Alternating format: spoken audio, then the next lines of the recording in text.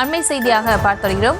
தமிழகத்தில் கடந்த 24 மணி நேரத்தில் ஒரு சில இடங்களில் அதிகபட்ச வெப்பநிலை 1 முதல் 3 டிகிரி செல்சியஸ் உயர்ந்துள்ளதாக வானிலை ஆய்வு மையம் தெரிவித்திருக்கிறது. விவரங்களோடு இணைகிறார் இந்த செய்தியாளர் வெங்கட்ரமணன். வணக்கம். மேலும் விவரம்.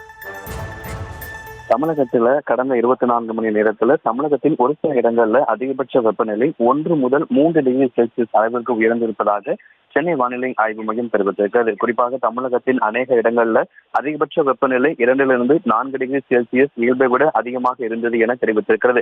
நேற்றைய தினத்தை பொறுத்த வரைக்கும் தமிழகத்துல ஒட்டுமொத்தமா 13 இடங்கள்ல 100 டிகிரிக்கு மேலாக வெப்பநிலை பதிவாகி இருக்கக்கூடிய ஒரு சூழல்ல தான் தற்போது சென்னை வானிலை ஆய்வு மையம் இந்த தகவலை தெரிவித்திருக்கிறது. குறிப்பாக மதுரை விமான நிலையத்தில் அதிகபட்ச வெப்பநிலை என்பது நேற்றைய தினம் பதிவாகி இருந்தது. அதே போல வரக்கூடிய நாட்கள்ல, அதாவது இன்று நாளை ஆகிய 2 நாட்களை பொறுத்த வரைக்கும் தமிழகம் மற்றும் புதுவையில ஒரு சில இடங்கள்ல அதிகபட்ச வெப்பநிலை 2 முதல் 3 டிகிரி செல்சியஸ் இயல்பை விட அதிகமாக இருக்கக்கூடும் என்கின்ற தகவலும் தெரிவிக்கப்பட்டிருக்கிறது. அதிக வெப்பநிலையும் அதிக ஈரப்பதமும் இருக்கும் நிலையில தமிழகம் மற்றும் புதுச்சேரியில ஒரு சில பகுதிகளில் அசௌகரியம் ஏற்படலாம் அப்படிங்கிற தகவல் தெரிவிக்கப்பட்டிருக்கிறது. சென்னையை பொறுத்த வரைக்கும் அதிகபட்சமாக 36 டிகிரி செல்சியஸ் அளவிற்கு மதிய நேரத்துல வெப்பநிலை பதிவாக கூடும் என்கின்ற தகவலும் சென்னை வானிலை ஆய்வு மையம் தரப்பிலிருந்து தெரிவிக்கப்பட்டிருக்கிறது.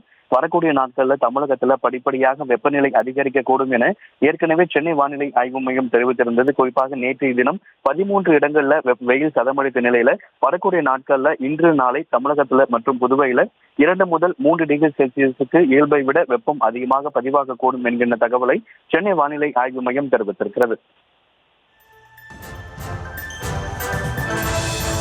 விவரங்களுக்கு நன்றி வெங்கட்ரமணன்.